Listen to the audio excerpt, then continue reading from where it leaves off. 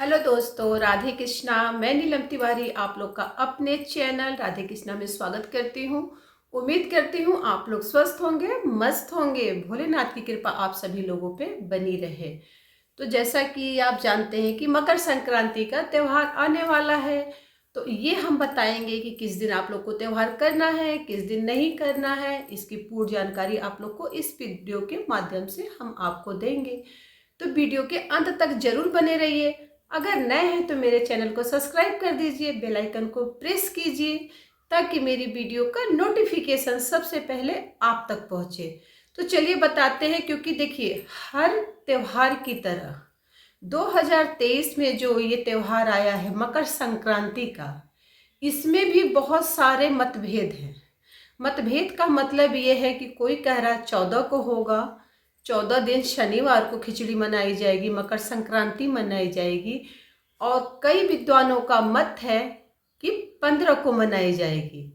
तो देखिए, कोई भी व्रत या त्योहार जो होता है, अगर हिंदू कैलेंडर के हिसाब से हम लेके चलते हैं, अगर तिथियों के हिसाब से लेके हम चलते हैं, तो कोई भी त्योहार हम उदया तिथि से ही मनाते हैं। उदया तिथि का मतलब कि सूर्य उदय के बाद जो वो लगता है, हमारे रात में अगर कोई तिथि लगती है तो उस दिन हम उस त्योहार को नहीं मनाते हैं, उसके अगले दिन उस त्योहार को हम मनाते हैं।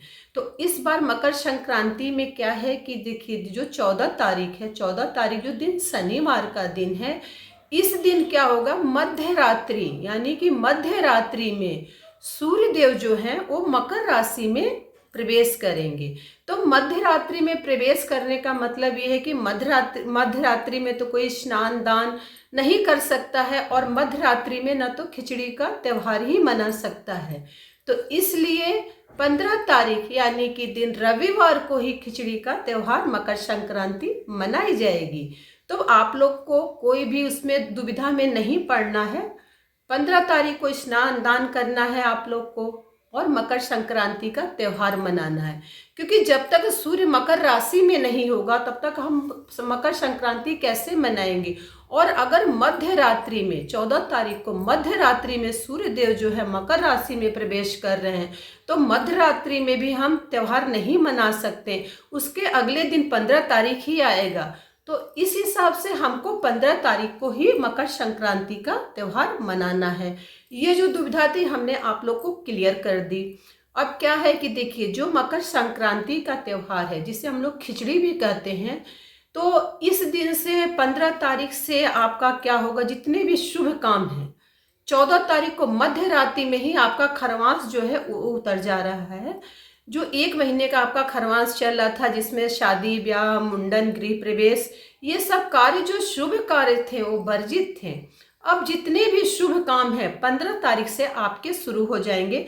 शादी ब्याह का कार्यक्रम भी 15 तारीख से शुरू हो जाएगा। मुंडन जनेऊ संस्कार गृह प्रवेश जितने भी शुभ काम होते हैं वो सब इस दिन से 15 तारीख से शुरू हो जाएंगे। क्योंकि जो सूर्य देवता है वो मकर राशि में प्रवेश करके उत्तरायण हो गए हैं, तो इसलिए हमारे जितने शुभ काम हैं वो 15 जनवरी से हमारे शुरू हो जाएंगे। 15 जनवरी से हम लोग सारे कार्यों को कर सकते हैं।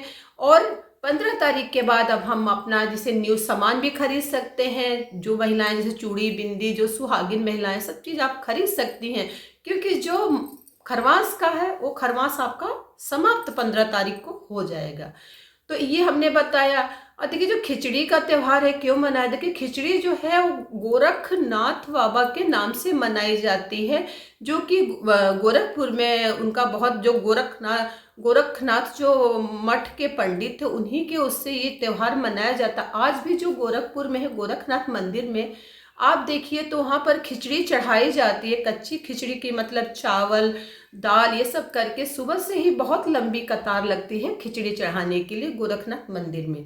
तो ये जो त्योहार है, चाहे हिंदू कैलेंडर के हिसाब से ले लीजिए, चाहे तिथियों के हिसाब से ले लीजिए, किसी भी हिसाब से अगर आप लेते हैं तो ये अक्सर 14 तारीख को ही खिचड़ी का त्योहार मनाया जाता है। मकर संक्रांति जो है, और त्योहार भले इधर उधर हो जाते हैं, लेकिन मकर संक्रांति जो है 14 या 15 को ही मनाई जाती है।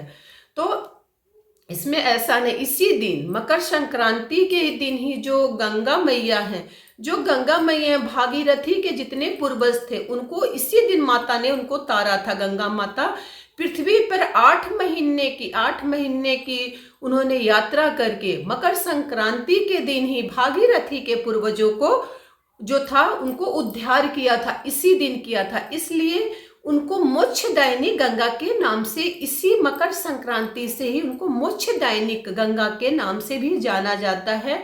और इस दिन जो होता है, जैसे मान लीजिए कि देवताओं में इंद्र को हम लोग राजा, देवताओं में जो है इंद्र राजा होते हैं, और गुरुओं में बृहस्पति देव को हम लोग गुरु बृहस्पति देव मानते हैं। इसी तरह जो नदियों में है वो प्रयागराज को हम लोग, तीर्थों का राजा जो होता है वो प्रयागराज होता है। वहाँ पे स्नान करने से आपके सभी जो पाप होते हैं वो धुलते हैं, आपको मोक्ष की प्राप्ति होती है। तो इस समय जो होता है दान पुण्य का बहुत महत्व होता है। तिल के दान का बहुत ही, मकर संक्रांति में जो होता है वो तिल के दान का आपका बहुत महत्व होता है। तो इस दिन आप लोग को क्या करना है कि ब्रह्म मुहूर्त में आप लोग को उठना है। उठने के बाद इस दिन आप लोग को गर्म पानी से बिल्कुल भी स्नान नहीं करना। अगर आप घर में स्नान करते हैं तो ये ध्यान रखिएगा कि गर्म पानी से आपको स्नान नहीं करना है। नॉर्मल पानी में गंगा जल मिलाएंगे, उसमें काला तिल जरूर मिलाएगा, क्योंकि माघ माह में तिल का बड़ा महत्व होता है। तो या तो तिल का आप उपटन बना लीजिए, या तो नहीं कर सकते तो तिल को जो है जल में डाल के आपको वो गंगाए नमः करते हुए, गंगा जी का ध्यान करते हुए, जितने भी तीर्थ नदियां हैं उनका ध्यान करते हुए आपको स्नान करना है। अगर आप किसी तीर्थ पे स्नान कर सकते हैं, जैसे गंगा जी जाके इलाहाबाद स्नान कर सकते हैं, प्रयागराज में स्नान कर सकते हैं, तो ये अति उत्तम होता है। देखिए जो प्रयागराज है वहाँ पे जो वहाँ के जो पंडित होते हैं वो क्या करते हैं कि नहाने का भी मुहूर्त होता है कि कितने बजे से कितने बजे का स्नान जो होता है वो मोक्ष देने वाला होता है। तो वहाँ के जो पंडित होते हैं वो लिख के टांगे रहते हैं कि इतने बजे से इतने बजे का आपको स्नान करना है मकर संक्रांति में। तो बहुत सारे लोग हैं जो कि जाते हैं स्नान करने, गंगा जी में स्नान करते हैं और दान धर्म वहाँ पे करते हैं, और ब्रह्म मुहूर्त में उठ के स्नान करते, इतने ठंडे में लोग स्नान करते हैं, दान करते हैं। तो मकर संक्रांति में दान का बड़ा महत्व है, तिल के दान का बहुत महत्व है। अगर आप घर में हैं तो ब्रह्म मुहूर्त में आप उठ जाइए, उठ के स्नान करिए। स्नान करने के बाद पहला जो होता है, क्योंकि ये सूर्य देव का है, सूर्य देवता का ही इसमें पूजा करना है आपको, सूर्य देवता का ही पूजा इसमें किया जाता है। तो सूर्य देवता को, उगते हुए सूर्य देवता को तिल डाल के उनको अर्घ देना चाहिए, उनसे प्रार्थना करना चाहिए कि हे प्रभु मेरे सारे कष्टों को आप दूर कीजिए। अगर बेटा और पिता में मतभेद चलता है, किसी कारण मान लीजिए कि नहीं बनती है, बातों में विवाद होने लगता, हर बात में उनका विवाद होने लगता है, तो इस दिन जो बेटा है अगर इस दिन नमक का सेवन नहीं करता है तो पिता और पुत्र का जो व्यवहार है धीरे धीरे जो है वो ठीक होने लगता है। और सूर्य देवता का इसी दिन से अगर आराधना करना शुरू करता है, हर रविवार को आराधना करता है, तो पिता और पुत्र का जो व्यवहार है धीरे धीरे जो होता है वो ठीक होने लगता है। तो इस दिन आप लोग को सूर्य देवता का पूजा पाठ करना है। उसके बाद अपने घर में खिचड़ी बनानी है और कोरी खिचड़ी का दान देना। कोरी खिचड़ी का मतलब बना होने, कच्चे खिचड़ी का आप लोग को दान करना है। दान में जो चीज़ आप घर में बनाएंगे, सब सब्जियां आप दान करेंगी, जो भी सब्जियां आप खाएंगी। तिल का लड्डू दान किया जाता है, ब्राह्मणों को दिया जाता है। अगर आपके ब्राह्मण कोई है उसको दे सकते हैं। गाय को अगर इस दिन आप तिल का लड्डू खिलाते हैं तो ये यकीन मानिए कि आपको सभी देवी देवता का जो आशीर्वाद होता है एक गाय के लड्डू खिलाने से, तिल के लड्डू से आपको प्राप्त होता है। जितना हो सके उतना इस दिन मकर संक्रांति में दान करना चाहिए। ऊनी वस्त्रों को दान करना चाहिए। अगर मान लीजिए कोई गरीब है उसको आप ऊनी वस्त्र देते हैं तो आपको बहुत सारा आशीर्वाद देता है। तो इस तरह आप लोग को दान पुण्य करना चाहिए। और जो माघ माह का महीना होता है इसमें शाही स्नान का बहुत महत्व होता है। शाही स्नान किससे कहते हैं? देखिए जो अभी पौष मास की जो पूर्णिमा गई है तो पहला स्नान वो था शाही स्नान, लोग जाके इलाहाबाद में स्नान करते हैं। दूसरा स्नान जो आएगा वो आपका ये आएगा मकर संक्रांति में स्नान किया जाएगा। फिर जो तीसरा स्नान होता है जो मौनी अमावस्या के दिन लोग स्नान करते हैं वो तीसरा स्नान शाही स्नान होता है।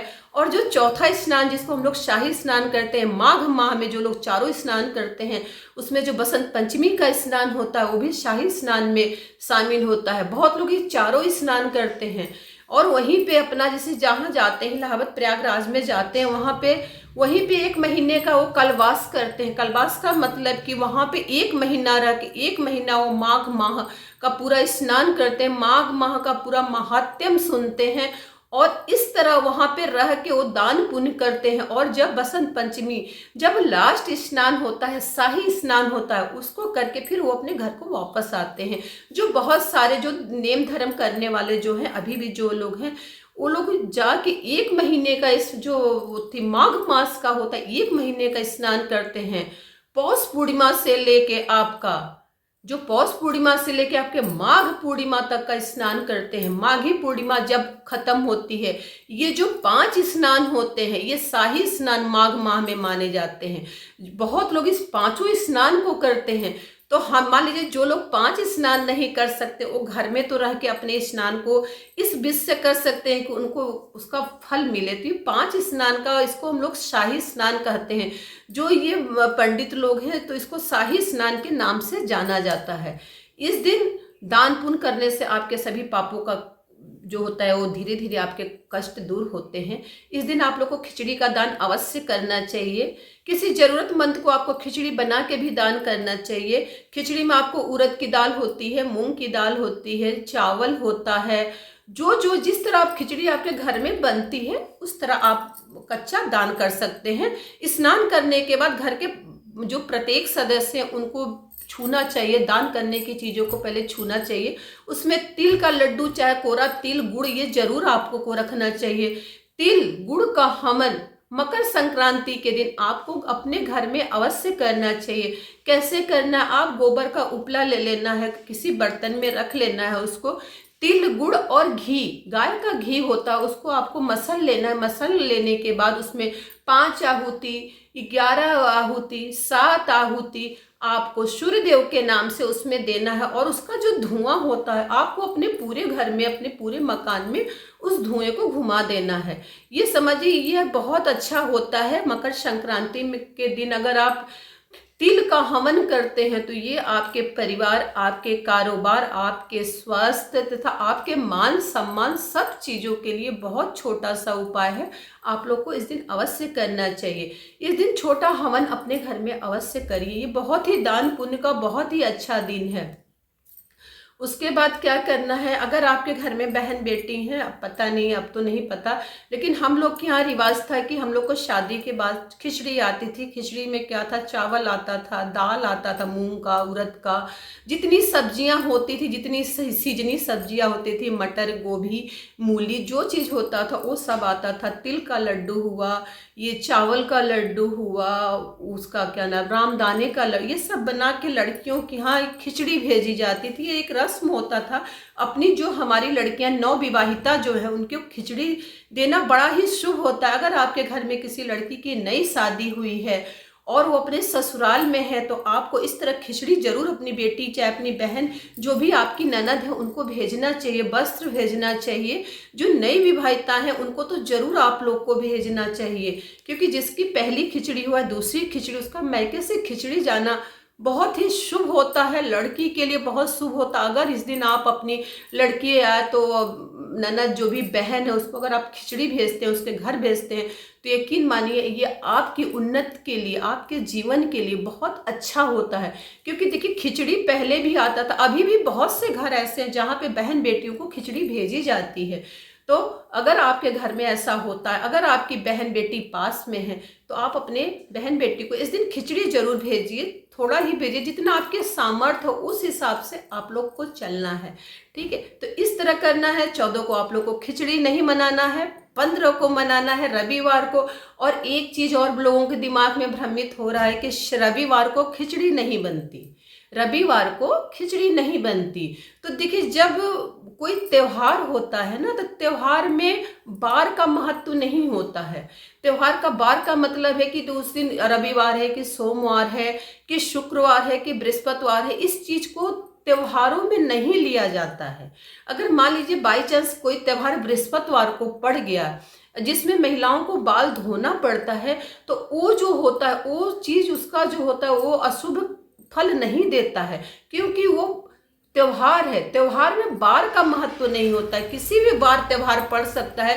तो ये जो भ्रम आप लोग के दिमाग में है कि रविवार को खिचड़ी नहीं बनती, रविवार को खिचड़ी नहीं खाई जाती, मंगलवार को नहीं खाई जाती, तो लेकिन अगर ये त्योहार आपका पड़ गया है तो आपको मनाना है, कोई दुविधा अपने मन में नहीं लाना है, क्योंकि त्योहारों में बार का महत्व नहीं होता है। इस चीज को आपको ध्यान में रखना है। इस तरह आप लोग को खिचड़ी मकर संक्रांति का त्योहार मनाना है, दान पुण्य करना है और मंत्रों का जाप करना है, मंत्रों का उच्चारण करना है। जिस भी देवी देवता का आप मंत्र जाप करते हैं आपको जरूर करना है। स्नान करते समय ध्यान रखना है कि आपको अंदर ही अंदर आपका जप चलना चाहिए, बोल के आपको नहीं स्नान करना है, अंदर अंदर आपको जप करते हुए अपना स्नान करना है। वाइट करिएगा, गाड़ी जा रही है, ठीक है। तो इस तरह आप लोग को स्नान करना है। स्नान का ध्यान इतना है कि इस दिन गर्म पानी का यूज बिल्कुल मत करिएगा। अगर आप चाहते हैं कि आपको मकर संक्रांति के स्नान का पूर्ण फल प्राप्त हो तो आपको गर्म पानी नहीं नॉर्मल पानी से स्नान करना चाहिए, और वही कल्पना करते हुए स्नान करना चाहिए कि आप इलाहाबाद प्रयागराज में स्नान कर रहे हैं, गंगा में स्नान करने का कहना कि हर स्नान बार बार गंगा सागर एक बार, ठीक है। तो गंगा सागर का स्नान करने का महत्व ही अलग होता है, लेकिन हर इंसान गंगा स्नान नहीं कर सकता है। जो घर में है वो अपने घर के हिसाब से स्नान करें, दान धर्म करें। इस तरह आप लोग को मकर संक्रांति का त्यौहार मनाना है। सभी लोगों को मेरी तरफ से मकर संक्रांति की बहुत सारी बधाई, बहुत सारी शुभकामनाएं जी। धन्यवाद जी।